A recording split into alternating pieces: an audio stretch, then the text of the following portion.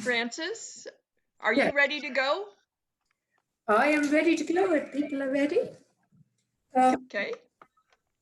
Good evening, everybody, or good afternoon, good whatever it is, wherever you are. Now, how to start? I don't really know, other than to say I'm going to talk about color. I think looking at the people on the screen, many of you probably know how to mix colors, but I'm going to briefly touch on that. Please, for the more advanced, bear with me, but I don't want to lose people who are just beginning. So, with no excuse me, no further ado, I'd like to talk about the difference between color and value. And the slide you're seeing on the screen right now is a watercolor and a black and white photo of the watercolor to show what in that photo, what in that painting was color, and then what was done with value. When you do a pencil drawing or an ink drawing, you're just dealing with value. When you start using color, you're adding another dimension. And I think it's quite important to be aware of the difference and to use both in your work. I often start a piece of work with a sketch to give me an idea of what I'm doing. Now, let me see if I can make this work. I've got just a few examples of small sketches. These are just pages from my sketchbook. I paint a lot while I'm traveling. For those of you who don't know me, I spend a good portion of my year on my sailboat, and these are some sketches I took in the Central Arctic Ocean. And they're done fairly quickly, often in times when I couldn't get paints out because I don't have the time. I'm not in a position to do it, but they, I think, give you a skeleton that you can hang a painting on. These are just a few examples. These are some from the Aleutians, some from mid-ocean, just some really dramatic clouds. Fukimi, the dog, asleep on very seasick. Just another really wonderful landscape with trying to catch some of the things that you can see. One of the things with getting the value down without being confused by the color is if you shut your eyes a little bit and kind of squint at it, you can actually cut the color out and just see the value. And that's quite a good trick. Sometimes if you look at a landscape, it's overwhelming. And you just, squint down, you can see the essence of it and get a quick value sketch down. And that can be very helpful. Okay, so that's, and one other thing about value studies for painting is trying to stay away from line, because really you don't use line in painting. You use color, bordering on other colors. Edges, yes, but not lines. So I've developed a graphite, these are done with graphite. I've developed a graphite technique that mostly eliminates the lines, and I find that helpful when I'm going to paint from the work. Anyway, with now, she's called. Someone whispering? No. Okay. Now I'm going to go on to some color wheel. And again, to those of you more advanced, I apologize, bear with me. A lot of people don't realize how important it is to know primary colors and how to mix colors and how colors interact with each other on the page. Something that took me a long time to learn with color was how to use complements. You can put a very, very bright color down on a page and it, it looks dead. It doesn't really pop. And if you then put either a gray or the complement, a complement is the one that's 180 degrees opposite on the color wheel. So with red, it's green, yellow, purple, blue, orange. And if you put the complement beside it, that color will have much, much more impact. And I think that's a very important thing to remember when using color. Now, for those of you who want to do a little bit of hands-on, if you've got a red, a blue, and a yellow, just put a strip of some sort down your paper. Can we switch to that? Yeah, we You just, sorry, my technical person here is just going to show you what I've done on the, I've just put some stripes down and then let them dry. I'll continue talking and we'll do something else with them in a few minutes. But Elle's going to, the wonderful Elle here is dealing with the technology and making my work table come up. That I am. All I need is for Pat to spotlight the artwork side of it. Artwork side, Pat? And we'll pause this screen share. This would be great. We'll pause it. This is a learning experience, everyone. Please bear with us. We're learning. We're working on it. Did it come on? And I've got it. Yeah, all we need to do is have Pat spotlight the artwork. Beautiful. There it is. Okay, not very exciting, but if everybody has that, and as I continue talking, it can dry, and then we'll, in a little bit, we'll have some hands-on things with it. Just, it doesn't matter which pigment you're using, just each of the primaries on a sheet of paper is what we're after. Okay, we can go back to the slides. Sorry, and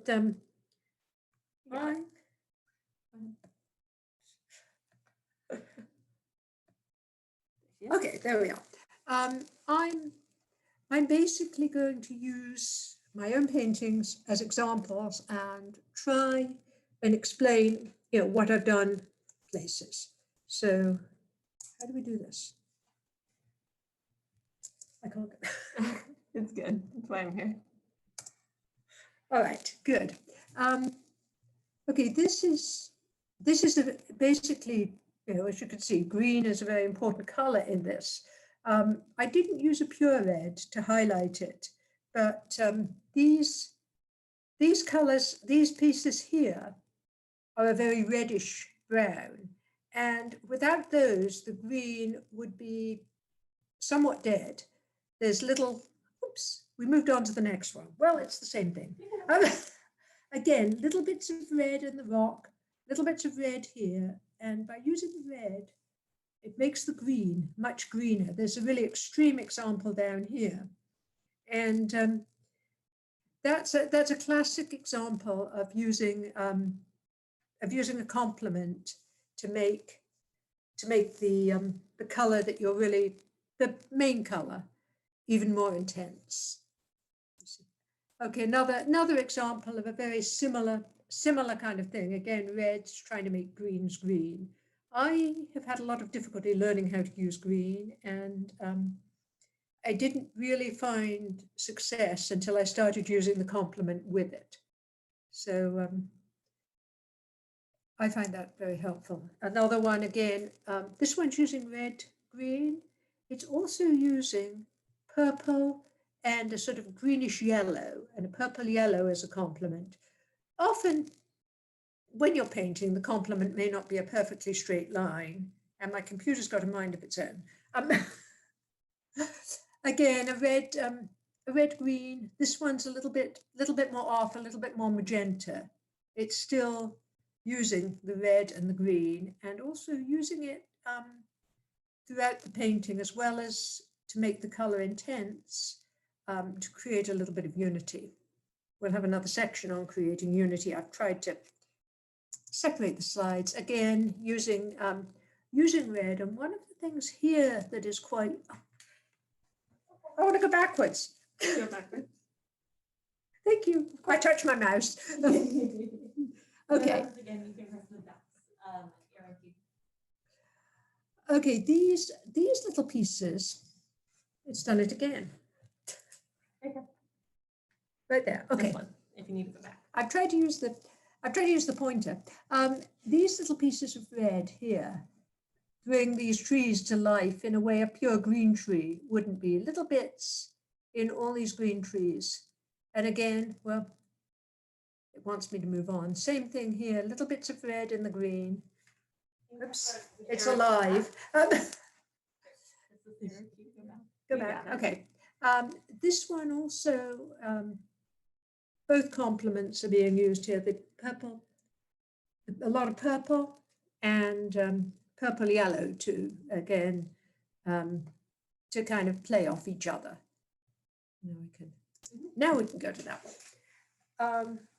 This one's kind of fun in that I use the complements in an unmixed way in this area to create kind of a background gray-green, and that's just another example of using the complements. We've got both the yellow purple and the red green. This again, yellow purple, a little bit of blue orange with the shadows in the rock, and I'm mouse scared here. A little bit of orange with the blue down here. I mean, this one actually uses all three complements, is using all three complements bouncing off each other. When I tried to look at my paintings and figure out what they were using, it was actually quite complex. This one again, purple with just little bits of yellow, and this yellow is very, very intense. It wouldn't be anywhere near as intense if it wasn't for this purple behind it. Okay. And again, this is purple yellow, same thing on these greeny yellow are using, they're offset by the purple in the shadows. They're also offset by this tiny little red edge that again makes the green in the greenish yellow come out. This is all, this kind of use of color is something that is hard to do by formula, but once you understand what's happening, it's a little bit easier to do. It's a little bit easier to make sense of it. Wrong button. Okay, this is a classic purple yellow. I've got some yellows down here, purples here, and then again a yellow in the sky. Try again. Oh, and this is the painting that it started to rain, and I didn't realize it while I was painting it. That's what the dots are. I was painting on deck in Western Alaska. Oh, this is the one I started with. This again is the, this is yellow purple, a lot of yellow purple. This is the Central Arctic Ocean. Very, very muted colors, but very special. You know, a lot of people would say, oh, it's just gray, but it's not gray, it's intense. But that, and then you've got the ice is set off by some of the, you've got both the purple and the orange in the water, setting off the yellow in the sky and then the blue in the ice. It's kind of a blue, orange, purple, yellow. And now I think, so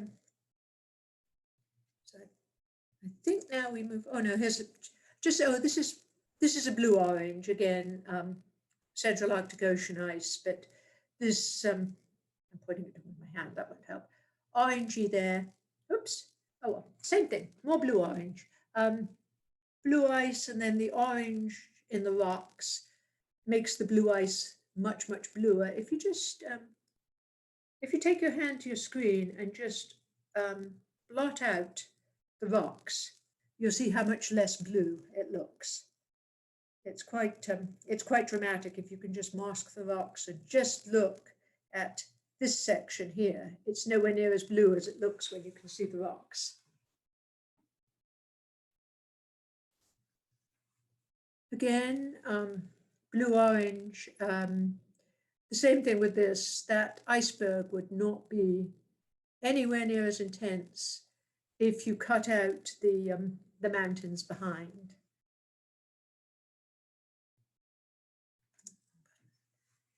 again, this is another blue-orange, using blue in the shadows, orange in the highlights to try and create the granite spire. Yeah, a lot of photos here, but I think you can see again purple, yellow.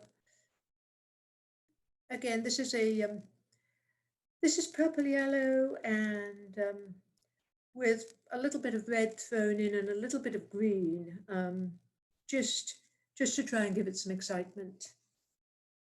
A little bit of tiny little bit of bright green here, a little bit of green here. So you've got just a tiny bit of the green, but it's mostly blue-orange.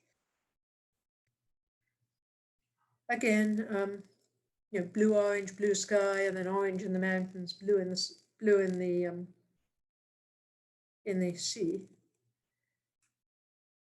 Oh, this one's this one's a yellow purple mostly, with with some blue, but the thing that is making the yellow so yellow are these little bits of purple. If you blot those out, the yellow will lose impact. What a lot of pictures. Sorry, I didn't realize I had so many. This is purple. This is actually using a lot of different colors. You've got the purple yellow, you've got the blue orange, and you've got the red green. They're all in there, and pretty much equally. And the reason this is such a bright piece is the fact that there's complements by complements, which really make the things pop. In fact, it's an interesting thing to see here. This beak is pretty much the same color as this beak, but this one with the green behind it is much more vibrant. And that's a classic reason, whereas this other one just has the more neutral blue behind it and is not as bright, or this one with the orange behind it is not as bright, but those beaks are all pretty much the same. So that's a good illustration. Okay, now I think we're going to move on. Okay, analogous colors. This is where you use colors that are very, oh, wait, I had a demonstration here. Let's, I forgot. Sorry, can we switch to the artwork? Yeah. I'm just here talking and not paying attention to my notes. We go back to the stripes. And what I want you to do now is, those of you who are participating actively, is take and mix a little bit of, let's start with a little bit of purple. So we'll do a little bit of red, a little bit of blue, and get something that resembles a purple. Not the best. And we'll get into this afterwards with the three colors. You're not going to mix perfect pure colors, and later on I'll talk about that.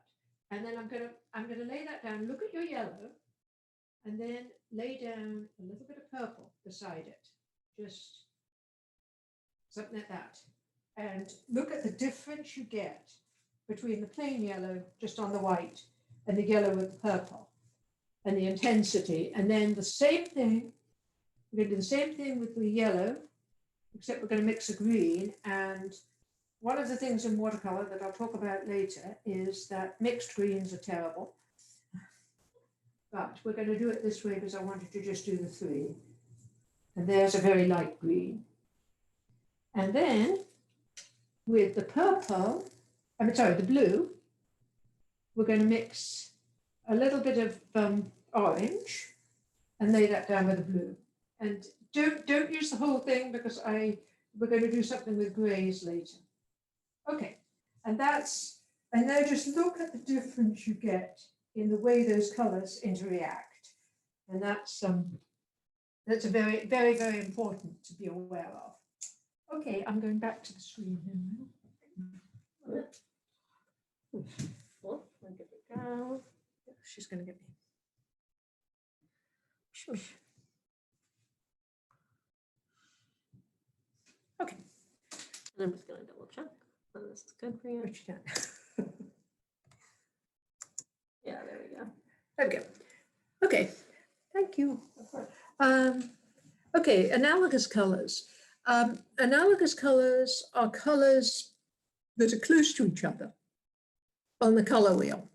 So though obviously a painting is never a pure example because it's not a, it's not done as an exercise, it's done more from the heart. But this is a blue purple, and though it's still colorful, you can see how much quieter it is than when, if I put a lot of yellow in this, it'd be a much more active painting.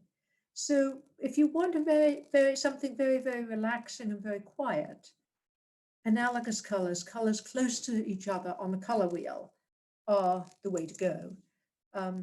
This again it's got it's got a lot of purple, red, a little bit of orange. It's within probably less than 180 degrees on the color wheel. If you think of a pie, it's probably a third of the pie, which is again pretty quiet.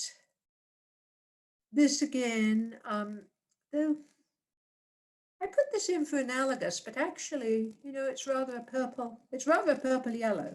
So we'll skip that. Okay, and so that's just a real quick dip into analogous, and I didn't have a lot of good examples. This is grays. Now, if you're a painter, there are a number of ways you can get gray, and you can buy black and water it down. You can buy various grays, but I've never found them to be dissatisfactory. Grays are actually a mix of colors, and there are many, many different grays, and they're used a lot in painting to make bright colors show up. So if you've got say a yellow sun and you really want it to pop and be bright yellow, you can mix a purpley gray into the sky, and that will be, it'll do two things. It'll have a little bit of complement, but it'll also have, it won't be too intense, so it won't overshadow the yellow. And so I put this slide up as an example of how many colors there are in gray. I mean, this is basically a gray background, but you can see what it is. It's a lot of colors mixed. And the best example, the best way I can describe mixing a gray is to mix two complements, or to mix three colors that are opposite each other. Don't ever mix more than three colors. Mud will ensue. But and then this again is a gray. It's obviously it's not gray. It's got some blues and some blue, some blue, so purple and yellow here. And again, this has got purples in the gray. It's got some browns. The gray sky is actually sort of a blue yellow, a blue orange. That's and in watercolor, if you don't mix them too much, they'll actually be more lively. So what I'll often do is to mix them on the paper rather than in the palette. Again, just an example of different grays. All these mountains are grays, but as you can see, they're all quite different. I'm just flipping through examples again. The gray Arctic. more different colors of gray, just subtle ones again, mixed somewhat on the palette and somewhat on the paper. Again, different grays mixed, a blue orange mixed into this one. Just more examples of grays. This is we'll talk about this later, and I'm not sure if I've got this slide, which I will show you now. This is an interesting thing. Whoops, back. Hey, I'm getting good at this. This is an interesting example of granulation in watercolor, where you have a pigment with heavy pigment and it soaks to the low spots in the watercolor paper. That's an aside. Again, an example of grays. Oh, this is interesting. Pat says, notice how the bluer colors move to the background and the yellows and warms move forward. She said that in the Yes, chat. but I break that. Tell her. Yes, Pat, but I break that rule constantly. My sky is often yellow.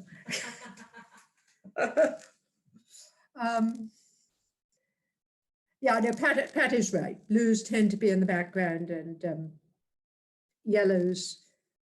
Yellow is the color that atmospherically disappears first as you're looking at things. And so the only place really that's distant a yellow will show up is in the sky, or where I put it. Again, grays and blues. What? I thought we'd seen that one. Again, another example of gray that really isn't gray, but you can, when you start looking at grays and at shadows, you start to see the color that's there, and then take license and exaggerate it. Oh, this was an example of actually grays or greens, because green is something, if you're painting landscape in Southeast Alaska, you're dealing with a lot. Just trying to get some life into them with this this orange and these other colors in it to try and make it not quite so flat. It's very easy to get a flat green when you're painting in Southeast Alaska. Again, my interpretation of gray, as you can see, it's not very gray. Oh, and then here's an extreme example of gray.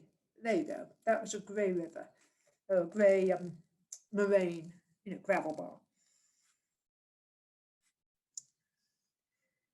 Okay, now this is okay. The other thing that, if anybody would like, just if you want to play around, taking your 3 colors and just mix a few grays, put them on the paper and see what you come up with, just to see how it feels. Just 3 colors, no more, because if you have more, you have potential for mud. So just play a little bit while I continue to talk. I'm not going to switch over and demonstrate because I think you all know how to use a paintbrush. Okay. Unity with colors or color trails. This is something that in landscape, we seem to be talking mostly about landscape. That seems to be what I've been doing recently and what a lot of my examples are. So I'm going to stick to that. You often have, a blue sky, maybe blue water and green land, just very simplistically. And one of the things that can happen is you can get 3 completely separate entities.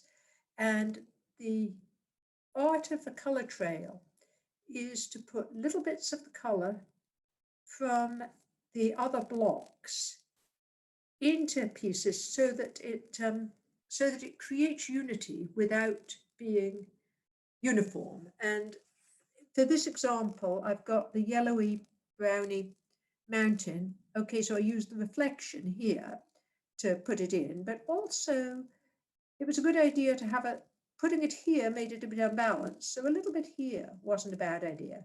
You could argue that this is the reflection of this, but just a little bit pulled around to balance it. Then a little bit of a slightly different but similar color family up here, put some yellowish into the sky, little bits of blue in the grays here, little bits of blue in the beach to bring the sky and the water into the land. Just little tiny accents or glazes of the color from the other area can make a real difference to make it a unified painting rather than a lot of blocks of color. This again, I've got some some of these warm colors, the magentas and even the oranges, are actually up here in the sky, in the clouds, just to kind of try and pull them across. A little bit of green here and here to pull the, you weren't invited, to pull this land into the ocean. Just, and it's only a very, very small amount that you want to do, but just a little bit can make the difference for unity. Again, here, this is a classic, paint the sky and the water together, and get the colors the same. I think it's a good idea to paint them more or less at the same time so that you kind of remember what the colors are. Oops, it's alive. Again, different colors going through. This reddish here down in the bottom, taken up into the totem to kind of pull it up into the otherwise purple blue sky. Yeah, here I took the green, this rather isolated green that's down here, without the green in the sky, would look very, very alone and very strange, whereas by doing this and putting it up here, just in a more muted form, it pulled the painting together. And a lot of these color trails, I do after the fact. I'll paint on location, I'll stick it up, I'll look at it and I go, whoa, that's a disaster. What does it need? And fix it with a little bit of something like that. This again is a place where I've taken the oranges that are here in the rocks and I pulled them down into the water. Now this water's far too rough to actually be reflection. It's not reflection. It's just me telling it I want that down there.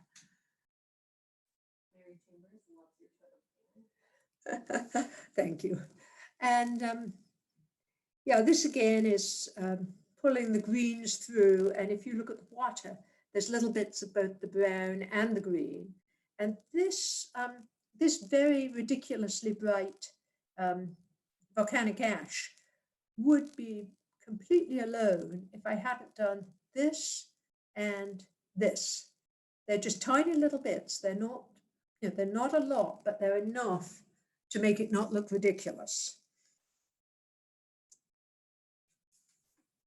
Oh, remember this weekend, guys?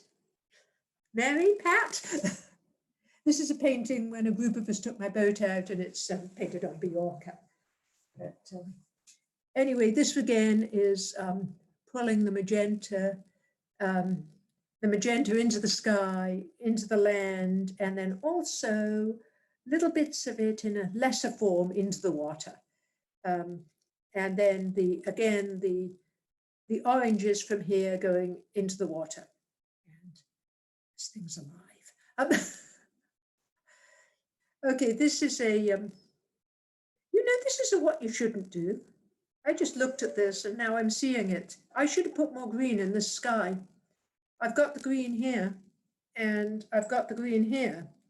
But actually, in hindsight, I don't know when I did this painting, years ago, but I should have taken some green up into that sky area. So there you go. There's my self-critique. Again, pulling colors through. The green was pretty easy because it did go straight through. The problem in this painting was the blue. The blue sky needed to be brought down. So I brought it into some of the water in the rocks and the wet rocks, and again in the waterfalls and little bits in the rocks. And that's what's happening there. Again, in an ideal world, possibly, I should have taken a bit of green to the sky. As I talk to you, I'm figuring out what I really should have done. Okay, again, this is taking the colors from the mountains, pulling them down into the water, taking the color from the sky, pulling it into the water, and then also so that these trees don't make such an aggressive band. A little bit of purple here, little bit of bluey green here. It wasn't like this at all, but if I'd made it the way it was, this band of trees would have been too solid. So I made kind of a way for the eye to get through the painting with some of the colors pulled in from here and here.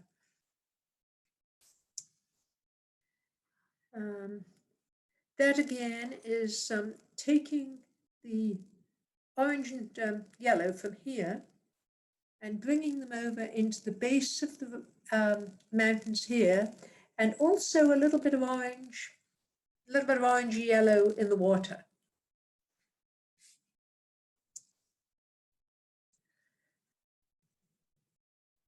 What was I? I'm looking at this going, why did I put that in? What am I going to talk about for this one? This one's actually one.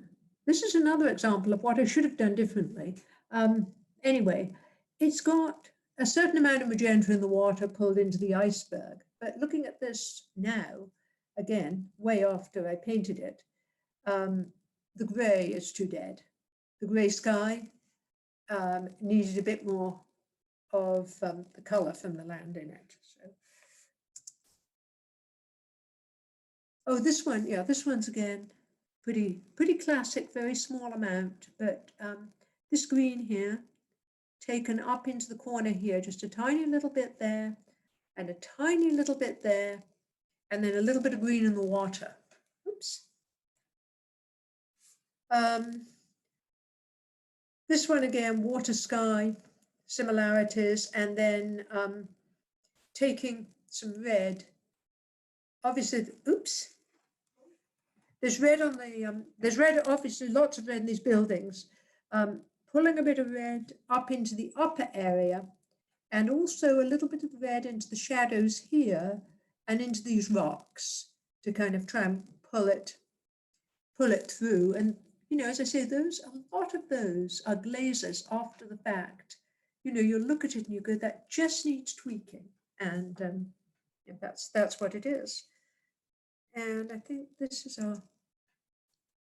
the last slide. This is just, this is one of my favorite paintings, actually. It was painted just before I went through the Northwest Passage with from a raven that I saw in Sitka, and foremost from the Atlantic. But anyway, this one's using a lot of the blue is going through that. Obviously, there's blue in the ice and the water, but there's a little bit of blue here, this real intense blue in the, or turquoise, in the wing, and a little bit under the wing here, and again in the ravens, and that pulls the ice. And again, some blue here in the sky.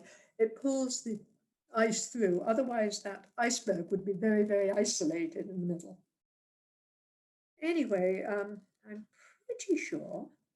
Yep, that's we'll leave that guy up on the screen for now. So what was I going to say? I was going to say we should play with sprays. Everybody should play with grays. Do people have cool things happening in the grays? Thank you. And oh, Ellie just passed me my notes so I can see what I've missed. And everybody should play with grays. And I should ask, I want to touch on pigments a little bit, but I also want people to. I want to ask: are there any questions about? Are there any questions about the grays or the complements or anything we talked about so far? What are you doing? I'm going to the chat. So you Oh, can she's see going it. to the chat so I can see it. Okay. That I am. Or at least I'm trying to. We'll see. I'm just going to stop the share, unfortunately. We'll take you to the chat. See what people want to say. No questions yet. These are all from before. Oh, loads of questions. What? That's commentary. Well, we saw it. Oh, And just tell people if they have any questions to put it in the chat. okay. I'm just checking the questions here. How do you get the beautiful variation in the greens? How do I get what? The variation in the greens. Oh, variation in the green. Okay. You're driving me to pigments. Okay, the first thing, those of you who've got blue, a yellow, and a red have probably discovered that you can't make good greens. Now, actually, I'm going to find, hang on a second.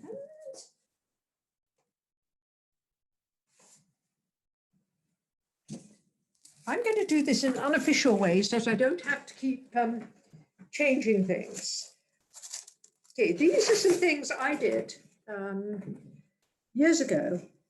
These are just some, that's better. These are just some samples, and I wrote notes of what I was doing, and I mixed colors together and tried them. And this is something I would really recommend you do with your palette.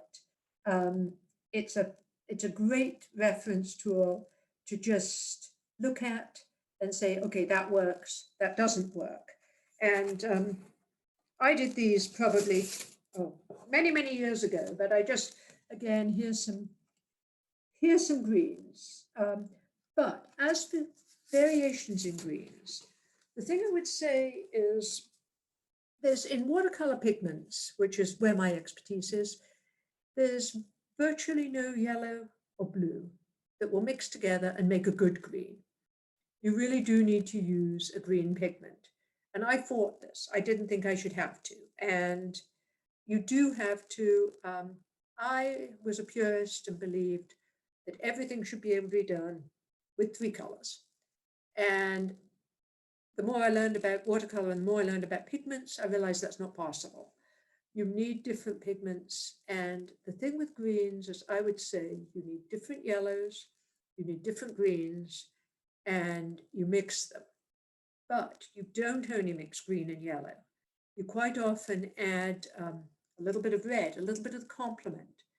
Out of the tube, a green is way, way too bright.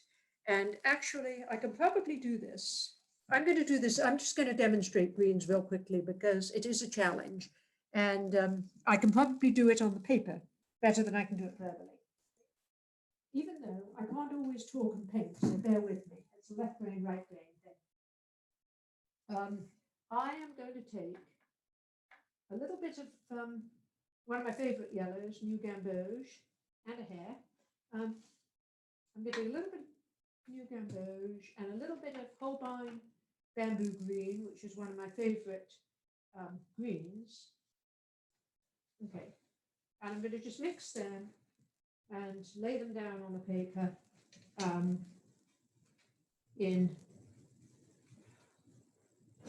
for someone with short hair, I've got a lot of hair in my palette.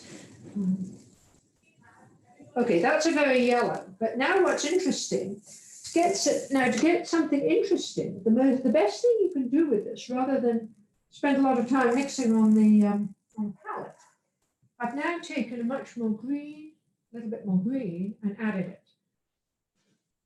See how raw that is? It looks really, it looks artificial. So now, if I take a tiny, tiny little bit of red, and I work that into it, and maybe then a bit more green, see how much more life that has, maybe a little bit more dark green. And I would say the thing with greens, and that bamboo green, it's the same thing as Windsor green. It's a very intense green. And then what you can do is you can make a little bit of straight yellow and, mix that in. And you can also, you could vary again the reds with the green, but that's, the thing is greens aren't green, just as grays aren't gray. Also use different yellows. This is a Windsor yellow, which is like a lemon. See, that's pretty much out of the tube. Again, take the same green, just this bamboo green or Windsor green is one of the purest greens. As you can see, that gives you a real intense green. These are kind of pale for me, but anyway. That looks unnatural. But again, a little bit of red will tame it out. Pat is asking a question about Daniel Smith paints versus like mixed and pure pigments, and she wants you to touch on qualities of various types of paint. Oh, boy. Okay, I'll go back to the other screen. So that's just a start for greens, but pigments. Now, I am an incredible purist when it comes to pigments, an incredible stickler for quality paints, and I'm very opinionated. I've got whole bags of pigment that I have rejected. My first absolute rule is I never use a paint with more than one pigment. You mix more than one pigment, or more than 3 pigments, and you'll get mud. I don't want to have to think when I look at my palette. I can mix that one with one paint, I can mix that one with 2. If I know everything is a single pigment paint, I don't have to think. People who use, and there are some gorgeous colors that are 2 pigment paints. It's just that my work process, my thought process doesn't allow me to distinguish between them. So I just have a rule for myself, which is only single pigment paints. If you, for people who don't know about the pigments, if you look on a tube of paint, there is some writing, which most of us who are over 20 can't actually read without a magnifying glass. And it'll say, oh, P something, or, W something. And they're tiny, tiny little, it's a tiny little bit of writing on most paints. Holbein have just come out with new labels, which make it, which have it in truly geriatric printing. But mostly it's a very hidden thing on the label. But if you know the pigment and know its behavior, you can do a lot. There's pigments, there's color in pigments, there's also quality. And a while back I showed the one with a granulating pigment. There's a couple of common granulating pigments, cerulean blue and ultramarine blue. And they have very heavy pigments. And those will go into the low spots on watercolor paper. And so you'll get kind of the grainy effect. There are other pigments that stain. Alizarin crimson is a classic staining pigment. If anyone's ever tried to lift alizarin crimson, they know the problems you can have. And so it's a good idea to know the quality and the way all sorts of pigments behave, which is one of the reasons for making the little test squares. And keep yourself notes. The other thing you can do to save yourself a lot of time, effort, and money is to buy a book, Hilary Page, what is it called? Watercolor paints. Yeah. Hilary Page's Guide to Watercolor Paints. It's basically a book that lists, I think, over 1,200 paints. It grades them by manufacturer. It puts a sample, there's a picture of a sample of the paint, and there's a brief write-up of its quality, and she gives them a star rating. I find this book, I think it was, the book cost me $12 or $13. It's probably saved me hundreds of dollars in tubes of paint that I don't like. So, yeah, well, yeah. But I thoroughly recommend this book to anybody who's serious about watercolor painting. It's really good. It's got, if you just, there's a page, for instance, it's got, a write-up of everything, the way they behave, and it's great. I have put together, but I haven't typed it, a list of the pigments that I use, because something I didn't talk about, because I was just talking about color generally, is watercolor. The reason I love watercolor is I love color, and I think watercolor is the most vibrant and pure color you can get. And the reason for this, it's a little bit like the difference between a photographic print and a slide. you know how a slide just glows, and watercolor paper, it's not, what's happening is you are seeing the white paper through the pigment and the light's coming back, and it's almost like transmitted light rather than reflected light. And and that's why I think the pigments are so important. And that's why, to get that, the truly vibrant color is why I strive for transparent pigments. I avoid the cadmiums because they're very opaque. There's certain colors that are very opaque that I avoid. And I strive for very transparent, very pure colors. And the staining, the granulation, you know, those are fine, but if it's an opaque color, I don't use it. Yeah. Anyway, can you say the title again? Yes. It's Hilary Page's Guide to Watercolor Paints. And I probably bought this book over 20 years ago. I don't know if it's still in print, but and of course, things change. You know, there's colors disappear, colors come and go, but the core colors will stay the same. And yeah, okay, there's all sorts of things here. Oh, yes, Francis.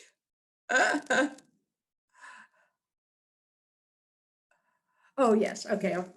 I have found, that was Pat's question about Daniel Smith. Yes, Pat. The update, the book is still in print. You can get it on Amazon for $25. Sorry? Oh, it is? Yep, you can get it on Amazon. Okay. You can get the book on Amazon. Elle just tells me. Okay, I'm glad she did her homework. And mine was 12. It's 25 on Amazon. Trust me, it'll pay for itself if you're buying watercolor paints. The other thing on watercolor paints I would say is if you're serious about watercolor painting, don't mess with pans.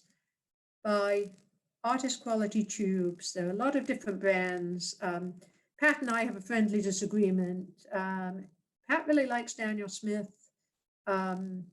I use entirely Holbein or Winsor & Newton.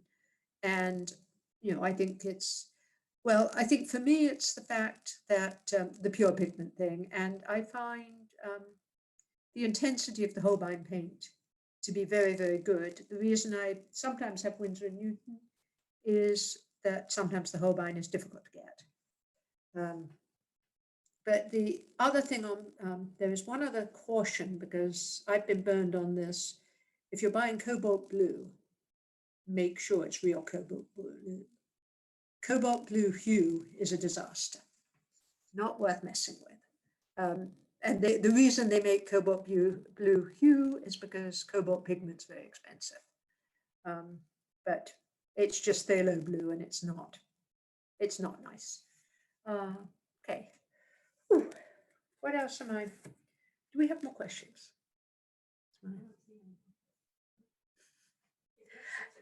Now, has anybody? I want to know. Did anyone succeed in grays? Did anyone have fun with grays? I saw Libby with a paintbrush.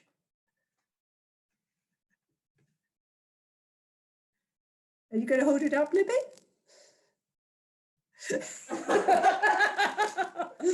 That's called putting you on the spot. Tell her she's muted. She's muted.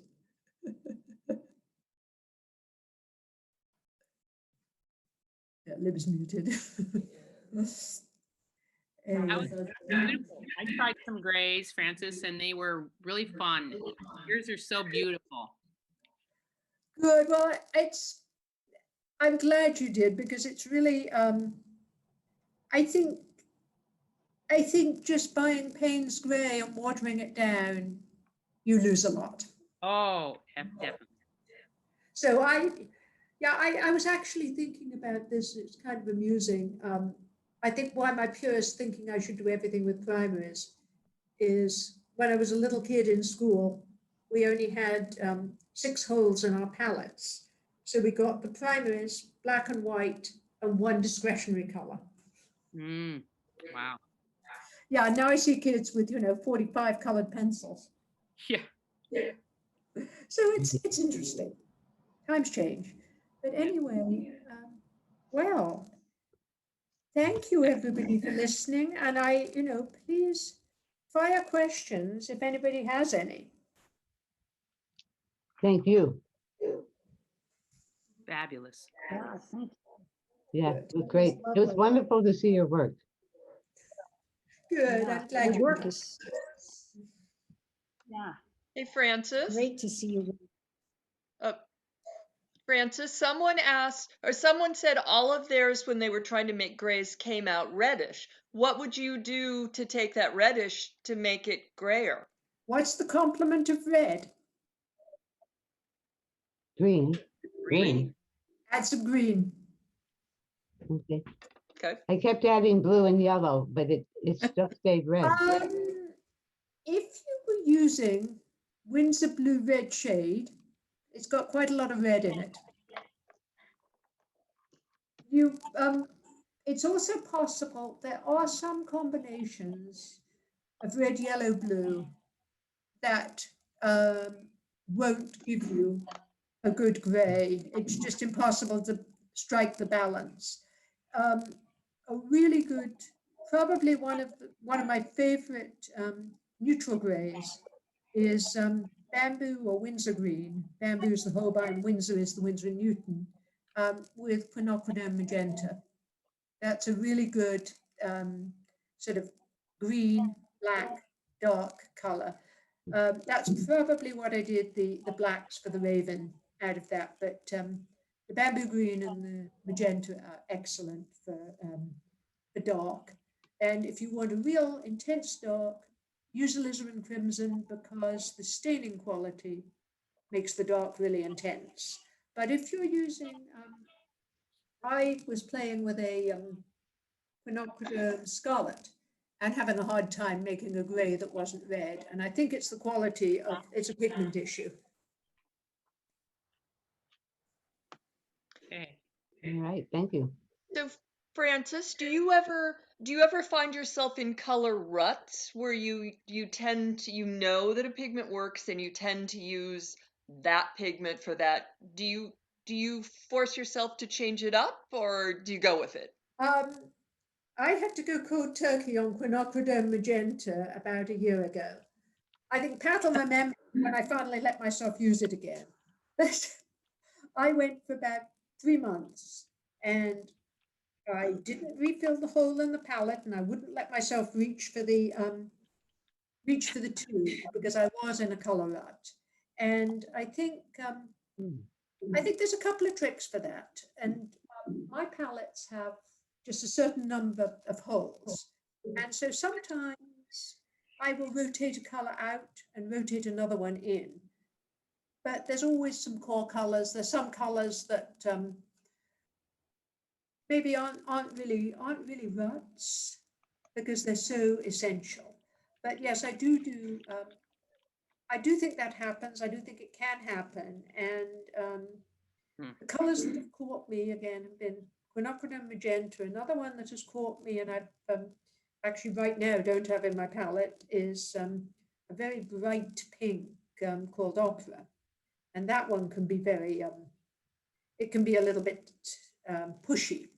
But yes, I think it happens. And I think when you recognize it, just making yourself not use it is the answer. Mm. Wow. Wow. That's interesting. Yeah. It happens to me all the time, but I just always use it. Well, you can't dump the entire palette. Well, my period, my blue period, my green period. Fun.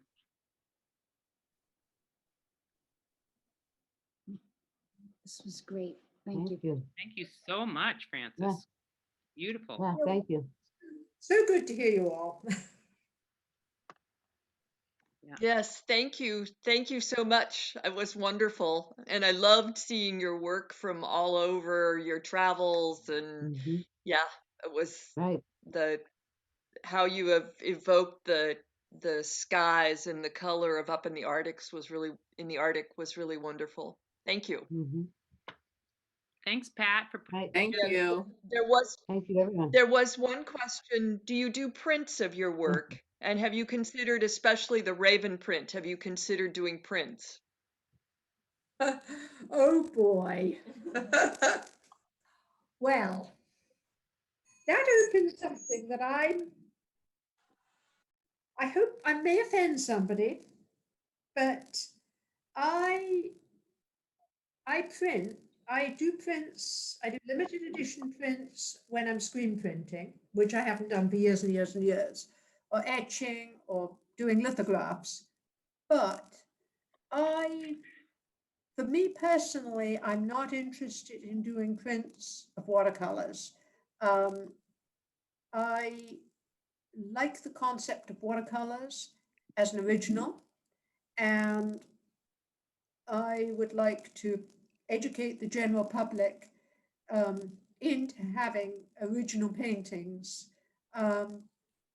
If they can't afford a big original painting, I would rather encourage them to have a small original painting, or a simple original painting, or one by a less well-known artist, rather than prints. And that's just it's a personal thing. I've always felt Alaskan galleries are full of prints of work, and it has always kind of bothered me. So, and my apologies if I've offended anyone with that. Not me. I agree with you. Just, I'm trying to get way out of prints. Yeah, Thank you, Francis. and besides, I could make stack laminated furniture out of my paintings. I've got so many. Yeah. That's good. And there, Anybody else? Any other questions? Thank you, I think, Francis. And thank you, Pat, for organizing this. This is a wonderful, wonderful way to get together. isn't it fun? I want to get our paints out. We could settle down now with a beer and our paints, and we could get somewhere. I love it. Just right. um, thank you all Francis, for joining us. Um, we'll be doing more of these. The next one is in 2 weeks, February 18th, and then kind of a follow-up on March 4th. And I'm leading, but rather than teaching, I want us to paint along, and we're working in acrylics, and the idea is that we're painting buoys for the Braveheart Volunteers fundraiser. So if anyone wants to grab a buoy and practice painting flat art on a round surface, we'd love to have you. And if you don't want to do a buoy, feel free to just join us and paint, and we'll have a brew or a cup of tea or whatever, and just have an evening of camaraderie and painting. Thank you all so much. thanks, Pat. Thank you. Mhm. Francis, good to So see good you. to see so many wonderful faces. It's been a long time. Great Yeah, to see great to you. see you, Libby. Thank you for changing the time. That was really nice of you. Thank you. Thank you, Francis. Thank you, Pat. Mhm. Francis, this is Yvonne. Thank you. That was really good information, and I really love seeing how you use the information. Good stuff no matter what your medium is. If you recall, I'm the one that does all digital now, but I can still use it. Compliments, they're different. Say They're a little again? different, Yvonne. Thank you. Okay, shall I close out the meeting? I think I can do that. Love you all. You too. Bye.